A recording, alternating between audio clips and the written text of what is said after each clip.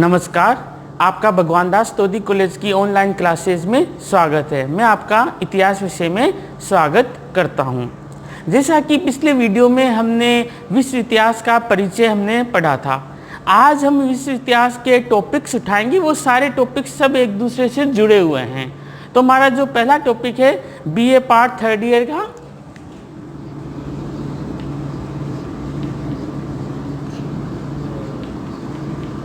BA part third year का हमारा topic है पुनर्जागरण।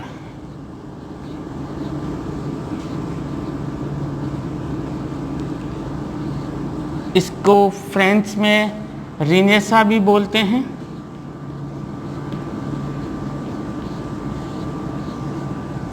ये पुनर्जागरण का जो टॉपिक है, ये जो शब्द जो रिनेसा लिया गया है, ये फ्रेंच भाषा से उठाया गया है। किस भाषा से उठाया गया है? फ्रेंच भाषा से।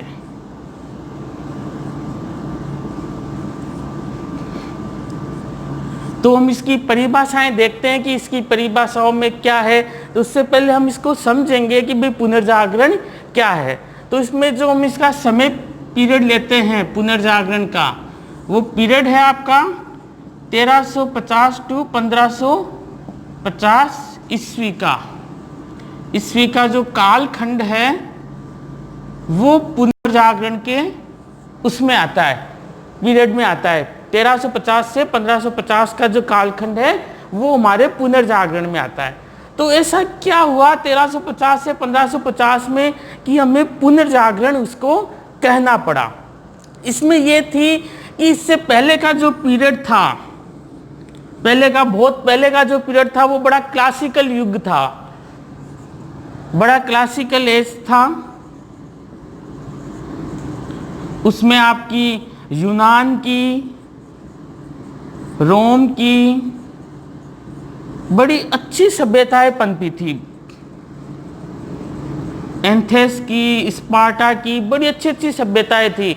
उसमें लोकतंत्र वगैरह और भी कई चीज़ें थी, वो सब चीज़ें आ गई थी। बहुत बड़े बड़े विद्वान, सुकरात, अरस्तु, प्लेटो जैसे विद्वान हुए थे। तो बड़ी समृद्ध ये सभ्यताएं थी। तो फिर ऐसी समृद्ध सभ्यताओं में जब लोकतंत्र की इनकी बातें बहुत सालों पहले यहाँ पे हो चुकी है, उस सभ्यता में क्या जरूरत पड़ा कि हमें पुनर्जागरण कहना पड़ा। बाद का ये जो कालखंड आया, इसको हमें पुनर्जागरण कहना पड़ा।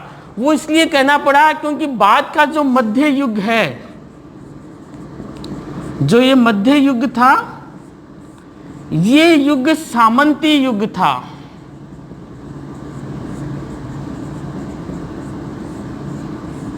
सामंती युग में आप सामंत को समझोगे पश्चिम के हिसाब से, कि पश्चिम के हिसाब से सामंत क्या होता है? फेडरल सिस्टम बोलते हैं इसको। तो भारत में तो, राजस्थान में तो इनमें सामंत अलग होते हैं, लेकिन जो पश्चिम का जो सामंत होता है वो भूमि का अधिकारी होता है। भूमि का अधिकारी, ठीक है। भूमि पे वो काम नहीं करता है, भूमि पे काम करता है किसान। और किसान के श्रम से जो सबसे ज्यादा लाभ होता है वो इस सामंत को होता है। मतलब किसान के श्रम से किसान को कोई लाभ नहीं होगा, किसान के श्रम से सामंत को लाभ होगा। और सामंत इसे में भूमि पे कोई भी कार्य नहीं करता है, कोई भी श्रम वो नहीं करता है। तो ये जो सामंत था, ये उस तरह का सामंती युग था जिसमें किसान को इंसान नहीं समझा गया था, मतलब मानव नहीं समझा गया था। इनको मशीन की तरह यूज लिया जाता था, इनके ऊपर कोई ध्यान नहीं दिया जाता था। तो ये जो युग था मध्य युग, इसमें पोप की भी काफ़ी ज़्यादा दखलंदाजी बढ़ी थी। पोप की सर्वोच्चता भी काफ़ी ज़्यादा हुई थी। मतलब पोप ने जो कह दिया वो ही सत्य था। पोप ने यदि कह दिया कि सूर्य गतिमान है, पृथ्वी स्थिर है, तो वो ही सत्य है। ये सत्य नहीं है जो आज हम जानते हैं। पोप ने जो कह दिया वही सत्य है। तो पोप की सर्वोच्चता बढ़ी हुई थी। पोप के सामने कोई भी आदमी तर्क नहीं करता था। तो ये जो युग था पूरा, इसको मध्य युग कहा गया। और इसको बाद के इतिहासकारों ने अंधकार युग का भी नाम दे दिया, क्योंकि आप तर्क वितर्क ही नहीं कर सकते, चिंतन ही नहीं कर सकते। आपको जो पोप कह रहा है या जो सामंत कह रहा है उसी की बात माननी पड़ेगी, तो इसको अंधकार युग का नाम दिया गया। लेकिन फिर क्या हुआ ऐसा 1350 से 1550 के बीच में? इसमें क्या हुआ कि मानव इस जो मध्य युग का जो कालखंड था इससे वो बाहर निकला और मानव में एक नवचेतना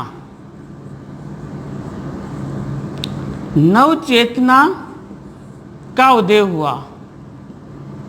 और ये जो नवचेतना थी ये सभी फील्ड में दृष्टिगोचर हुई। मेन तो ये दृष्टिगोचर हुई बौद्धिक में, बौद्धिक और सांस्कृतिक।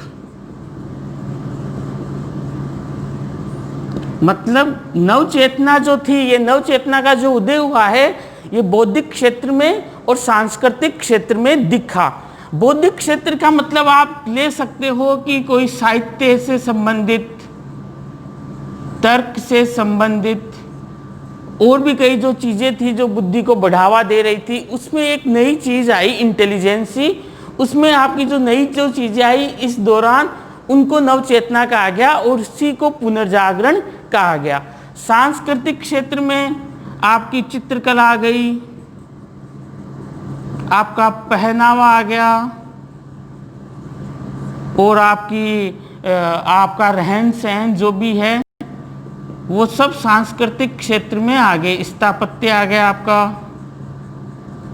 तो इन क्षेत्रों में जो परिवर्तन हुए सांस्कृतिक और बौद्धिक, इन परिवर्तनों को जो नए परिवर्तन थे उन सभी को पुनर्जागरण का नाम दिया गया। मतलब बेसिकली चीज यही है कि भाई व्यक्ति ने चिंतन करके, व्यक्ति ने नवचेतना में चिंतन करके, तर्क वितर्क करके, जिज्ञासा के जरिए, देखो कुछ चीजें आ रही है, तर्क वितर्क, जिज्ञासा, शिक्षा, इन सभी का यूज किन क्षेत्रों में हो रहा है? विज्ञान, कृषि, संस्कृति,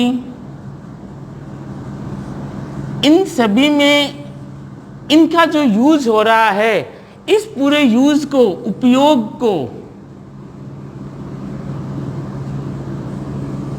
पुनर्जागरण नाम दिया गया। कि भाई तर्क वितर्क करके, चिंतन करके, जिज्ञासा करके, शिक्षा प्राप्त करके और इन सभी का यूज, उपयोग विज्ञान के क्षेत्र में, कृषि के क्षेत्र में, संस्कृति के क्षेत्र में किया जा रहा है, उसे पुनर्जागरण कहते हैं। देखो हमारे पास दो वर्ड आते हैं, एक तो आता है चिंतन आता है, एक आता है मनन। इसमें आप कंफ्यूजन मत हो ना, चिंतन और मनन क्या चीज है। आपको मान लो ये टॉपिक मैं पढ़ा रहा हूं, आप इसको वीडियो को देखने के बाद में इसका मनन करते हो, मतलब इसको रिवाइज करते हो, तो वो तो हो गया आपका मनन, मतलब आप रिवाइज ही कर रहे हो। चिंतन क्या होता है कि आप इस पूरे पुनर्जागरण के ऊपर चिंतन करो और हो सकता है कोई नई परिभाषा, नई चीज आप खुद ही खोज लाओ नई चीज की तरफ, तो वो तो हो गया चिंतन, न्यू चीज। और ये आपकी जो पुरानी रिपीट होती है मनन में, मनन में होता है रिपीट और चिंतन में होता है नई चीज हमें खोज लेते हैं। तो इस नई चीज में खोजा गया था चिंतन, मनन नहीं हो रहा था यहाँ पे कि भाई आपके पोप ने कुछ कह दिया उसका आप सिर्फ मनन कर रहे हो, उसके अनुसार ही चल रहे हो। चिंतन कि भाई पोप ने क्यों कहा ऐसा, पोप के कहने का क्या आधार था, और आपको कोई आधार नजर नहीं आया तो आपने उस बात को मानने से इनकार कर दिया। ये बहुत बड़ी बात थी उस जमाने में। तो ये जो सारी चीजें हैं ये रिनेसा की एक तरीके से परिभाषा है, ठीक है। ये सभी चीजें रिनेसा की परिभाषा में आएगी। और इसकी जो परिभाषाएं जो अलग अलग इतिहासकारों ने दी है वो जब अपनी ऑफलाइन क्लासेस शुरू होगी तब मैं आपको लिखवा दूंगा, ठीक है। एक हम बताते हैं कि पुनर्जागरण शब्द दिया किसने, क्योंकि ये थोड़ा सा 2 नंबर का प्रश्न बनता है कि पुनर्जागरण शब्द का या रिनेसा का उपयोग सर्वप्रथम किसने किया। तो इसका आप बॉक्स में लिख सकते हो, 16वीं शताब्दी में एक वेसारी नामक व्यक्ति था जिसने स्थापत्य और संस्कृति में जो परिवर्तन हो रहे थे उन परिवर्तनों को रिनेसा नाम दिया था। उन परिवर्तनों को रिनेसा नाम दिया था, वेसारी ने दिया था कि 16वीं शताब्दी के स्थापत्य और संस्कृति में जो परिवर्तन उसको दिखे उन परिवर्तनों को वेसारी ने रिनेसा नाम दिया था। ठीक है, तो वो मुख्य बेसिकली पुनर्जागरण की परिभाषा क्या है? हम कालखंड लेंगे 1350 से 1550 का कालखंड है ईस्वी का। इस दौरान व्यक्ति ने अपने तर्क वितर्क जिज्ञासा शिक्षा और चिंतन के जरिए इसका उपयोग विज्ञान कृषि और संस्कृति के क्षेत्र में किया और जो नई चीज नव चेतना के रूप में निकल के आई सामने, उसी कालखंड को पुनर्जागरण का नाम दिया गया है या उसी को पुनर्जागरण कहते हैं। सभी की परिभाषाओं में निचोड़ यही आएगा। ठीक है, पुनर्जागरण का मतलब आप ये मत समझना कि आदमी फिर से जाग गया हो। ठीक है, नव चेतना। ठीक है, आगे हम पढ़ते हैं कि पुनर्जागरण की आपकी क्या क्या विशेषता है। ये तो हो गई पुनर्जागरण की परिभाषा। ये 2 नंबर का प्रश्न आता है, आप रटते रहो तब भी नहीं कर पाओगे, और एक बार समझ लिया आपने कि भाई क्या है, तब आपको किसी परिभाषा को रटने की आवश्यकता नहीं है।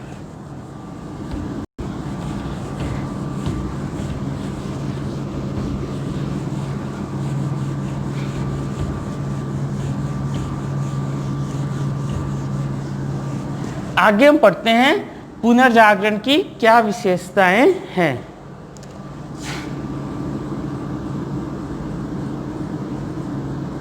विशेषताएं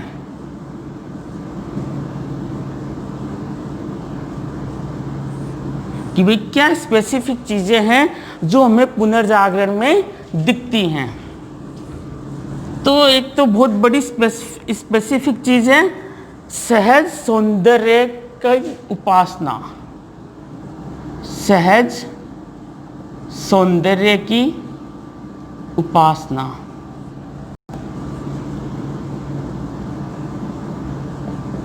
मतलब जो प्रकृति की नेचुरल ब्यूटी थी उसकी उपासना की गई। जो और कोई चीजें थी, किसी चीज में आडंबर था, उन सब चीजों को उठाया गया। जो नेचुरल चीज है, सहज सौंदर्य जो किसी भी चीज में नजर आ रहा है, चाहे चित्रकला में है चाहे संगीत में यदि झरना बह रहा है तो उसकी करतल को सुना गया, उस झरने की आवाज को सुना गया। तो ये जो चीजें थी ये सहज सौंदर्य की उपासना के तहत आता है पुनर्जागरण की विशेषताओं में। दूसरी है पुनर्जागरण की विशेषता प्रादेशिक भाषाओं का उदय हुआ। प्रादेशिक भाषाओं का उदय। भाई आज आप सभी अंग्रेजी पढ़ते हैं और आने वाला समय भी कहते हैं कि आंग्ल भाषा का समय है, जबकि अंग्रेजी किसी समय में रीजनल लैंग्वेज थी, एक प्रादेशिक भाषा थी। अंग्रेजी को इतना महत्व नहीं मिला हुआ था, लेकिन पुनर्जागरण के बाद में लोगों ने अपनी प्रादेशिक भाषा में साहित्य लिखा और अपनी प्रादेशिक भाषा के बारे में बताना शुरू किया। तो उसी दौर में अंग्रेजी, फ्रेंच, स्पेनिश, इटालियन ये सभी भाषाएं उसी दौर में आई। मतलब उन्होंने अपनी भाषा का महत्व समझा, बजाय जो ग्लोबल लैंग्वेज उस वक्त चल रही थी, जो उस वक्त ज़्यादातर लैटिन भाषा और कई चीज़ें जो चल रही थी उन पे ज़्यादा ध्यान नहीं दिया। उन्होंने अपनी भाषा को आगे बढ़ाया। चौसर जो अंग्रेजी लैंग्वेज में आया, चौसर आया, शेक्सपियर आया, ये सब चीज़ें प्रादेशिक भाषाओं का उदय इस पुनर्जागरण के समय ही हुआ था। तीसरा, जो धर्म के विषय थे उनको एक बार साइड ऑफ किया गया कि हम धर्म के बारे में बहुत कुछ जान चुके हैं, बाद में जानेंगे। अब जो विषय हैं वो तर्क पे आधारित, तर्क, विज्ञान और जिज्ञासा पर आधारित, जिज्ञासा पर आधारित विषयों का अध्ययन विषयों का अध्ययन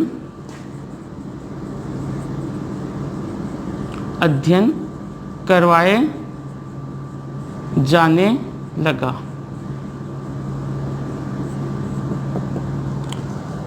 आप जो इतिहास विषय पढ़ते हो ये भी पुनर्जागरण का विषय, इससे पहले इतिहास कोई नहीं पढ़ता था। समाजशास्त्र है ये भी पुनर्जागरण का विषय है।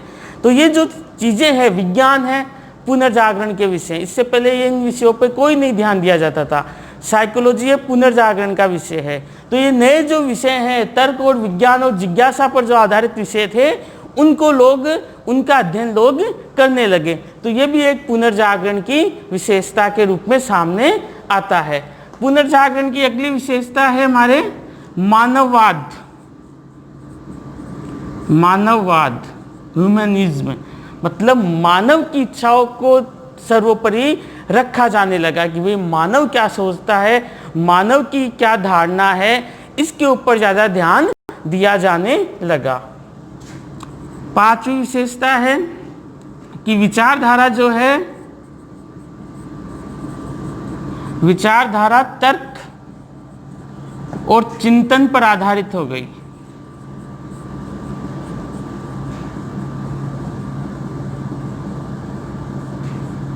विचारधारा आपकी तर्क और चिंतन पर आधारित हो गई। लोग बातें तर्क और चिंतन पर आधारित होकर करने लग गए, इस आधार पर नहीं कर रहे थे कि लोगों ने क्या कहा है। तो ये जो अपनी सारी विशेषताएं हैं, ये हमारी पुनर्जागरण की विशेषताएं हैं। जो ये कुछ विशेषताएं सहज सौंदर्य, मानववाद, तर्क और चिंतन पर आधारित विचारधारा हो गई, आपके विषय हो गए वो भी तर्क और चिंतन विज्ञान पर आधारित, ठीक है। ये सारी जो विशेषताएं ये पुनर्जागरण की विशेषताएं हैं। एक पुनर्जागरण की विशेषता और सामने आई, वो क्या थी कि लोग अब जो भी परिकल्पनाएं देते थे, जो भी प्रयोग करते थे, जो भी सोचते थे, उनको प्रयोगों के द्वारा परिपुष्टि करने लग गए, मतलब नए नए आविष्कार होने लग गए। तो इसमें हम लिख सकते हैं कि प्रयोगों द्वारा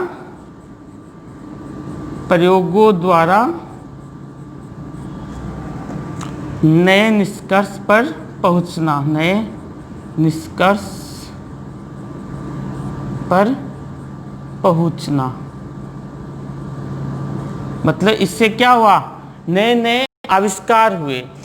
भी आपके अंदर कोई परिकल्पना आई है तो उस परिकल्पना को आप प्रयोग के द्वारा पुष्ट करो। ऐसे नहीं हवा में ही कि भाई ये चीज़ हो गई। जैसे कोपरनिकस ने ये बात मानी नहीं कि भाई मैं कैसे मानूं कि पृथ्वी स्थिर है और सूर्य गतिमान है, मुझे प्रूफ दो। लोगों ने उसे प्रूफ दिया कि देखो तू अभी सुबह उठा हुआ है, सुबह सूर्य इधर है, शाम को सूरज पश्चिम में चला जाएगा और फिर रात को नीचे से जाके फिर पूरब में उगेगा।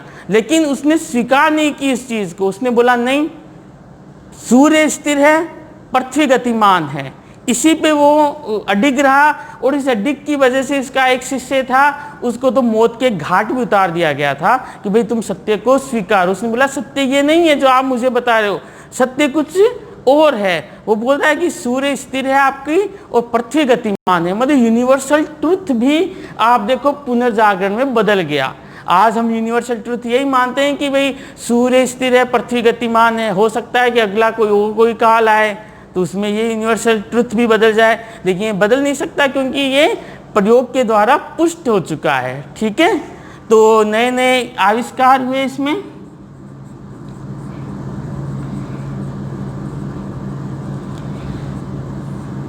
आगे हम पढ़ेंगे कि जब व्यापार वाणिज्य पे ज़्यादा ध्यान दिया जाने लगा तो नई नई भौगोलिक खोजें भी हुई।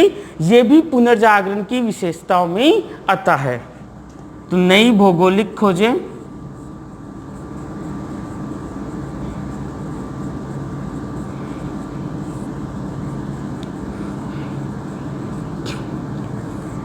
ये सभी पुनर्जागरण की विशेषताओं में आता है।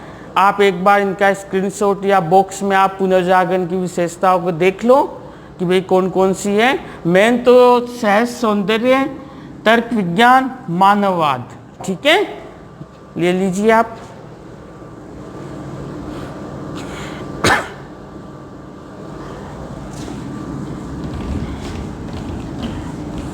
अब हम चलते हैं कि आपका ये पुनर्जागरण सर्वप्रथम कहाँ पे हुआ।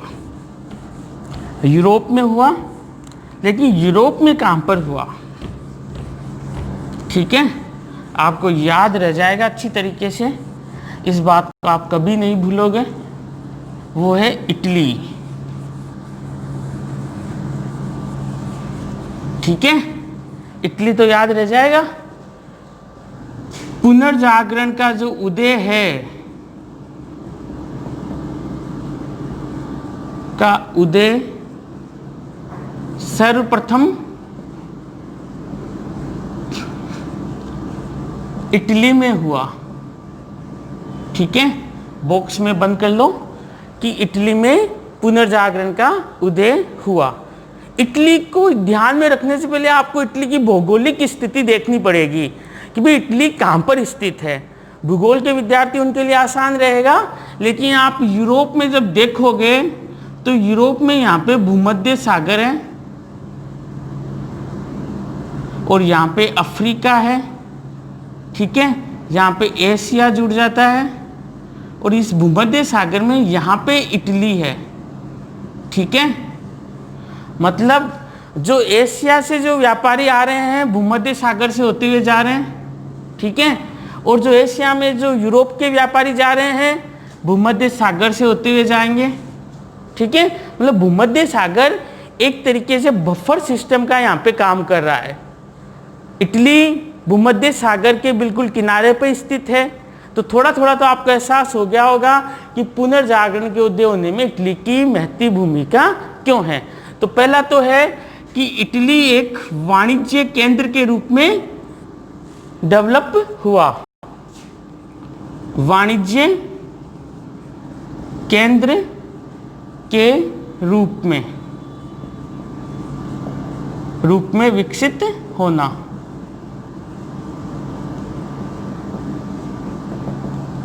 भाई इटली की जो सामरिक स्थिति है, भौगोलिक स्थिति है, वो भूमध्य सागर के मध्य है। तो भूमध्य सागर के मध्य स्थित होने के कारण एशिया के व्यापारी, अफ्रीका के व्यापारी यहाँ से भूमध्य सागर से होते हुए व्यापार के लिए जाते हैं।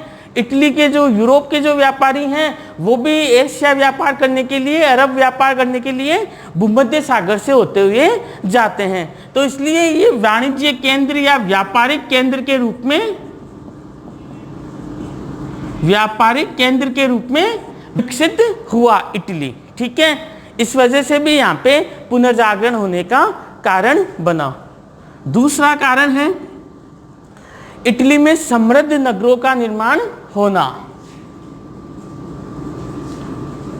समृद्ध नगरों का निर्माण होना। भाई एशिया के व्यापारी आ रहे हैं, यूरोप के व्यापारी आ रहे हैं, तो निश्चित रूप से वहाँ पे नए नए नगर बनेंगे, जैसे वेनिस,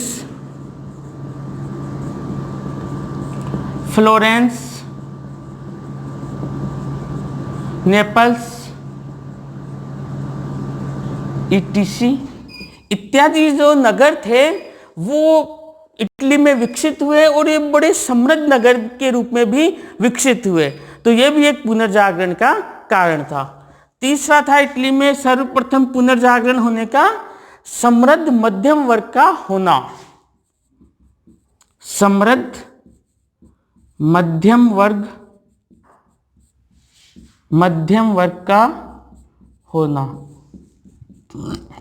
मध्यम वर्ग के बारे में मैंने आपको बताया था कि ये वर्ग उच्च वर्ग नहीं होता है, प्रशासन से जुड़े हुए लोग इसमें नहीं होते हैं, निम्न वर्ग भी नहीं होता कि भाई खाने के ही लाले पड़े हुए हैं, खाने में ही दिक्कत आ रही है, मतलब ये समृद्ध वर्ग होता है।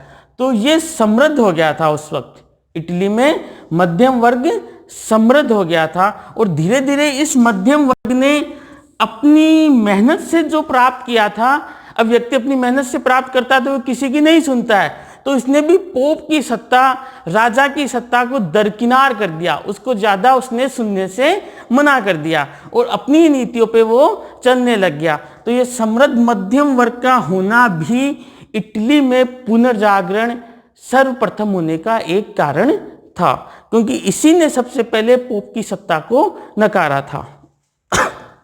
आगे हम जाएंगे। समृद्ध मध्यम वर्ग का होना। इटली में जो पुरातन समय की जो रोमन और जो यूनानी सभ्यता थी उसके अंश आज भी मौजूद थे। आज भी लोग कहते थे भाई इटली तो बड़ा समृद्ध था, इटली में आज चीज़ें यहाँ तक पहुँच गई, इटली में तो बहुत बड़े बड़े लोग हुए हैं। तो यहाँ पे रोमन और यूनानी सभ्यता के, यूनानी प्राचीन सभ्यता के अंश मौजूद थे। यह भी एक बहुत बड़ा कारण था कि भाई आपके पास अतीत इतना गौरवशाली है तो फिर आप दूसरी तरफ क्यों देख सकते हो। बस आपको तो रिमाइंड करवाना है कि भाई आपका अतीत बड़ा गौरवशाली है। मान लो किसी का जो पोता है वो गलत कामों में लग गया, उसको रिमाइंड करवाना है भी तेरा दादा आईएएस ऑफिसर था, ठीक है, तो उसमें कभी भी वो चीज़ आ सकती है।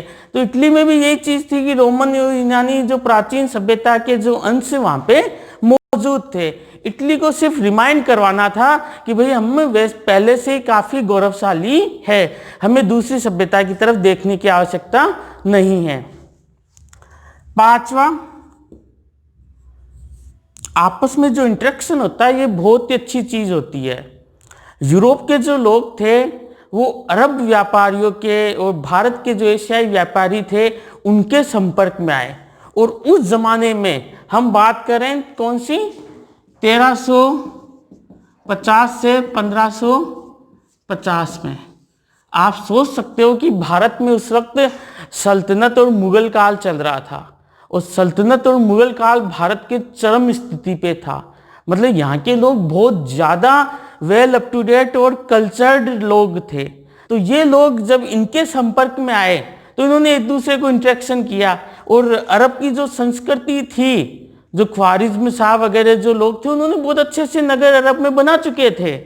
तो उनके संपर्क में आने से इन लोगों के भी दिमाग में आया कि हम तो बहुत ज़्यादा पिछड़े हुए हैं, ठीक है। ये भी व्यापार वाणिज्य की तरफ ही हुआ। मान लो कोई बंबई जाके आता है, अब बंबई में कोई व्यवस्था देख के आता है कि भाई ये व्यवस्था ऐसी वहाँ पे होती है, वो व्यवस्था वो अपने गांव में या अपने शहर में आके फिर वो भी वो व्यवस्था करता है। तो एक इंटरचेंज हुआ। तो यूरोप के जो व्यापारी थे जो भारत एशिया में आए, अरब में आए, तो अरब में जो उन्होंने समृद्ध वैभवशाली संस्कृति देखी वही चीज़ उन्होंने अपने यहाँ लागू करने की कोशिश की। तो ये भी एक कारण था इटली में सर्वप्रथम पुनर्जागरण होने का। तो हम लिख सकते हैं अरब व एशियाई व्यापारियों से संपर्क।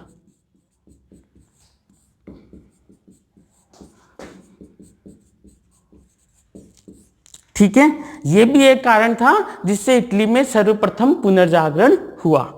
एक मैंने आपको डेट बताई थी कल के वीडियो में, 1453। इस डेट पे क्या हुआ था, जो कुस्तुनतुनिया थी जो आज इस्तांबुल के रूप में तुर्की में जानी जाती है, कुस्तुनतुनिया पर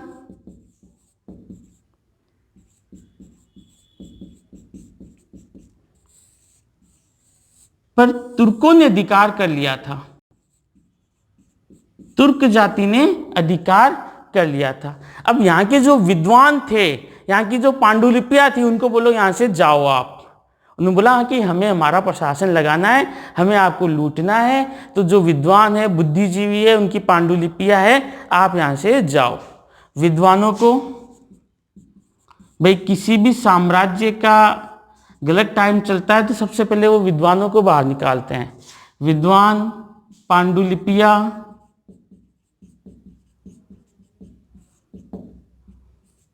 इन सभी को इन्होंने तुर्क जाति ने बाहर निकाल दिया। अब ये लोग कहाँ पे गए, कई कई इनकी खोजें की हुई थी, कई कई चीजें थी इनके पास, वो सारी ये लेके पहुंच गए इटली। इटली के लोगों ने इनका स्वागत किया क्योंकि यहाँ पे मध्यम वर्ग मौजूद था। बहुत बड़ा यहाँ पे कोई इतिहासकार आया है तो उसका स्वागत किया, कोई चित्रकार आया है उसका स्वागत किया, कोई संगीतकार आया है उसका स्वागत किया, कोई पांडुलिपियाँ लेके आया, नई नई खोजें लेके आया है उसका स्वागत किया। ठीक है, तो ये सारा का सारा जो ज्ञान तुर्क में था, जिसकी वजह से अरब संस्कृति इतनी फलीभूत हुई, वो सारा का सारा ज्ञान इटली चला गया, क्योंकि भूमध्य सागर को पार करते ही जो देश था वो इटली था। तो ये जो विद्वान जो लोग थे, पांडुलिपियां लेके अपने इटली में चले गए और इटली में इन्होंने पुनर्जागरण कर दिया। तो छठवां कारण हो सकता है कुस्तुनतुनिया पर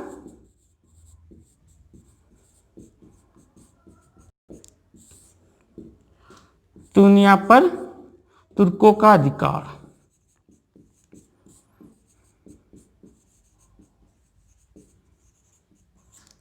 एक लास्ट कारण है हमारा शिक्षा के स्वरूप में परिवर्तन। शिक्षा के स्वरूप में परिवर्तन। भाई, इससे पहले जो शिक्षा दी जाती थी वो मजहब के आधार पर दी जाती थी। पहली बार शिक्षा तर्क और चिंतन के आधार पर दी जा रही है। तो पुनर्जागरण में शिक्षा के स्वरूप में परिवर्तन होने का भी एक कारण था कि इटली में सर्वप्रथम पुनर्जागरण हुआ। ठीक है, आप इसका स्क्रीनशॉट ले सकते हो। अगले वीडियो में हम पढ़ेंगे कि भाई पुनर्जागरण जो था उसके होने के क्या कारण थे और उनके क्या क्या, किस किस क्षेत्र में इसके क्या क्या प्रभाव पड़े, वो हम पढ़ेंगे। धन्यवाद।